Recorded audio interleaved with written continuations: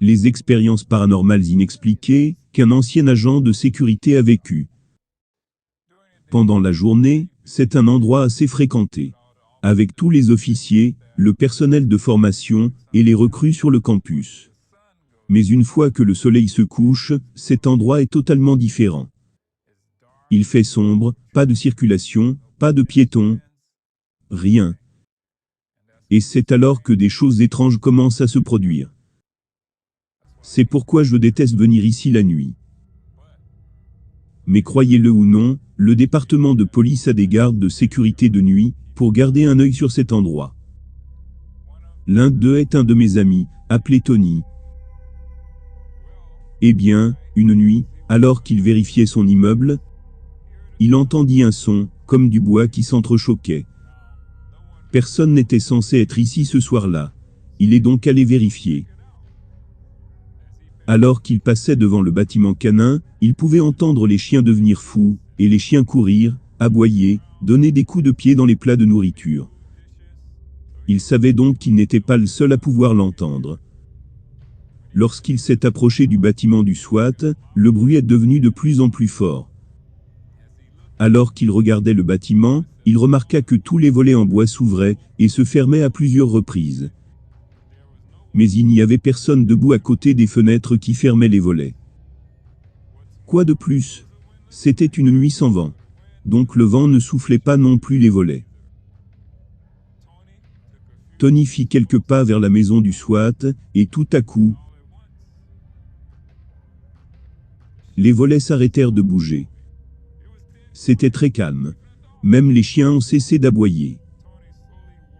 Tony se dirigea lentement vers la maison du SWAT, jeta un coup d'œil par la fenêtre et dit « Quelqu'un ici ?»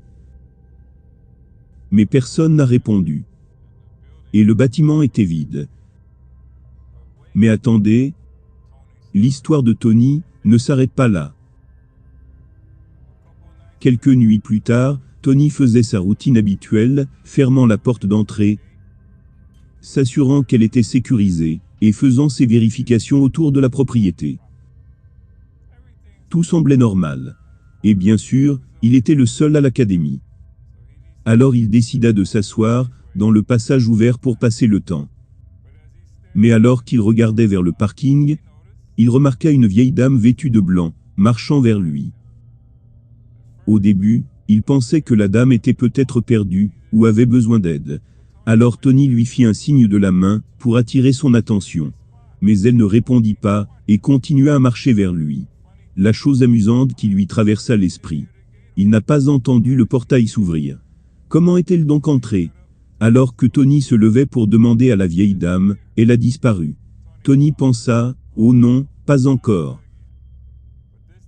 Mais cette fois, il a décidé qu'il ferait mieux d'appeler son superviseur à ce sujet. Alors qu'il se retourne, devinez qui se tenait là? Ouais, la vieille dame vêtue de blanc. Et devinez quoi? Elle commença à marcher lentement vers lui, les yeux fixés et le regardant. À présent, Tony panique. Il a tellement peur. Il ne peut pas bouger. Il est gelé. Elle est si près de lui qu'il remarque que son visage a l'air en colère. Il essaie de crier ou de parler. Rien ne sort. Alors qui est-elle? Elle disparaît. De nouveau. Tony poussa un soupir de soulagement, et regarda lentement autour de lui. Mais cette fois, personne n'était là. Il se rassit pour rassembler ses pensées. Il ne pouvait pas croire que les fantômes étaient apparus 2 fois, et venaient après lui. Tony était sur le point de se lever, et d'appeler son superviseur, quand devinez qui décide de se présenter. Oui, la vieille dame était de retour, et cette fois, elle était assise juste en face de lui. C'était trop difficile à gérer pour Tony. Il s'est levé, et a pris la fuite.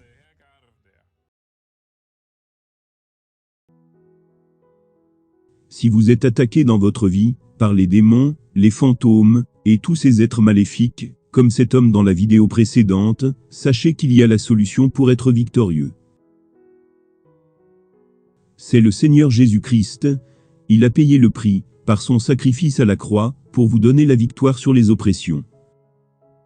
Vous n'aurez pas besoin de fuir, c'est le diable qui fuira loin de vous. Mais vous devez d'abord accepter Jésus-Christ comme votre Sauveur et Seigneur personnel. Voulez-vous faire la prière suivante pour l'inviter dans votre vie? Dites, audiblement, Seigneur Jésus-Christ, je reconnais que je suis une personne qui a péché contre Dieu. Je reconnais que c'est par amour que tu es mort à ma place, à la croix du Calvaire, pour me sauver. Pardonne tous mes péchés. Viens dans mon cœur et réconcilie-moi avec Dieu. Je t'accepte aujourd'hui comme mon Sauveur personnel et mon Seigneur. Amen. Si vous avez sincèrement fait cette prière, nous croyons que le Seigneur Jésus-Christ viendra à vous et vous guidera. Dieu vous bénisse. Amen.